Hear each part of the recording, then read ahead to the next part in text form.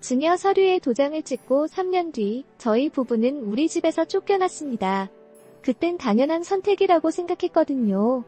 하지만 지금 이 이야기를 듣지 않으면 여러분도 똑같은 실수를 반복하게 될 겁니다. 저는 평범한 70대 남성입니다. 30년 넘게 직장 다니며 모은 돈으로 아파트 한 채를 마련했어요. 자식들에게 물려줄 게 이것뿐이라는 생각에 세금 아끼려고 미리 증여하기로 결정했습니다. 주변에서도 다들 그렇게 한다고 하더라고요. 세무사도 증여세가 상속세보다 훨씬 적게 나온다며 지금 하는 게 낫다고 했어요. 그래서 큰아들 명의로 집을 넘겼습니다. 아들은 고맙다고 했고 저희 부부는 평생 이 집에서 살 수 있을 거라 믿었습니다. 도장 찍을 때 손이 조금 떨렸던 건 기억나는데 그게 불안해서였는지는 몰랐어요. 처음 1년은 아무 문제가 없었습니다. 아들은 여전히 잘해줬고 명절 때마다 가족들이 모였죠. 집 명의가 바뀐 것 말고는 달라진 게 없었어요. 그런데 2년 차부터 분위기가 조금씩 변하기 시작했습니다. 며느리가 이사 이야기를 꺼내더라고요. 아이들 교육 때문에 학군 좋은 곳으로 가야 한다면서요. 저희 부부는 당황했지만 우리 집인데 뭐 어떻게 되겠냐 싶었습니다. 명의만 아들 거지 실제로는 우리가 사는 집이잖아요. 그렇게 생각했던 게 첫 번째 착각이었습니다. 아들이 조심스럽게 말을 꺼냈어요. 이 집을 팔아서 더 큰 집으로 이사 가면 어떻겠냐고요. 저희 부부는 함께 가면 되는 거 아니냐고 물었습니다. 그런데 아들의 대답은 달랐어요. 새 집은 방이 부족해서 같이 살기 어렵다는 거였습니다. 그럼 우리는 어디서 살라는 건지 물었더니 작은 전세 하나 얻어드리겠다고 하더군요. 그 순간 머릿속이 하얘졌습니다. 이게 무슨 소리인가 싶었죠. 30년 모아서 산 우리 집인데 우리가 나가야 한다니요. 하지만 법적으로는 아들 집이었습니다. 증여할 때 거주권 같은 건 전혀 설정하지 않았거든요. 세무사는 세금 이야기만 했지 이런 위험에 대해선 한마디도 안 했어요. 아니 어쩌면 말했는데 제가 안 들었을 수도 있습니다.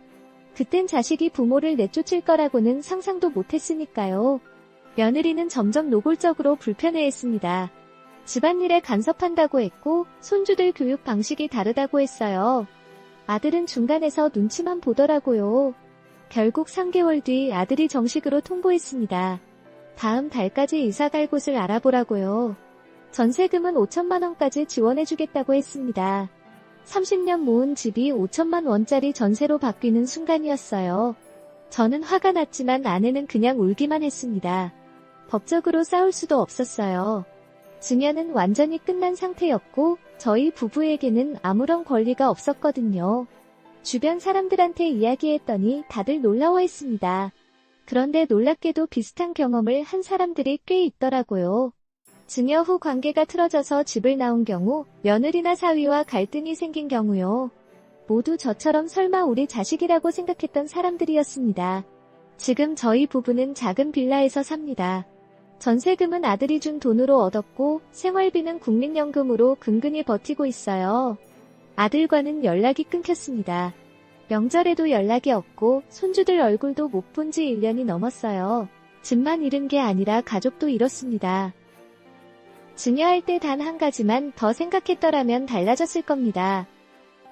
거주권 설정이요. 법적으로 명의는 넘기되 저희 부부가 평생 살 수 있는 권리를 남겨뒀어야 했어요. 아니면 차라리 유언으로 상속하는 게 나았을 수도 있습니다.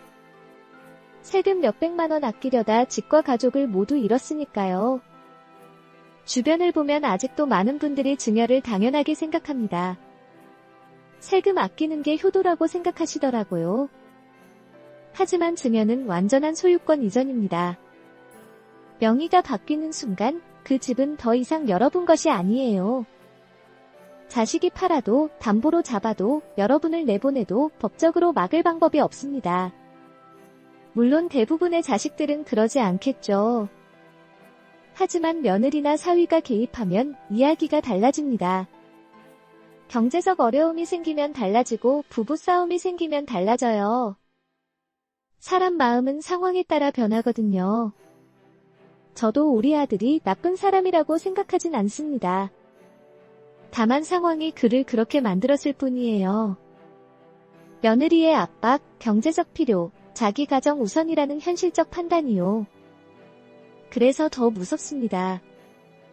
아기 없이도 부모를 내보낼 수 있다는 게요. 지금도 증여를 고민하는 분들이 계실 겁니다. 세무사가 권하고 주변에서 다들 한다고 하니까요. 하지만 제발 한 가지만 기억하세요. 증여는 되돌릴 수 없다는 것을요. 도장 찍는 순간 모든 권리가 넘어갑니다. 거주권 설정 없이 증여했다면 여러분은 언제든 집을 잃을 수 있어요.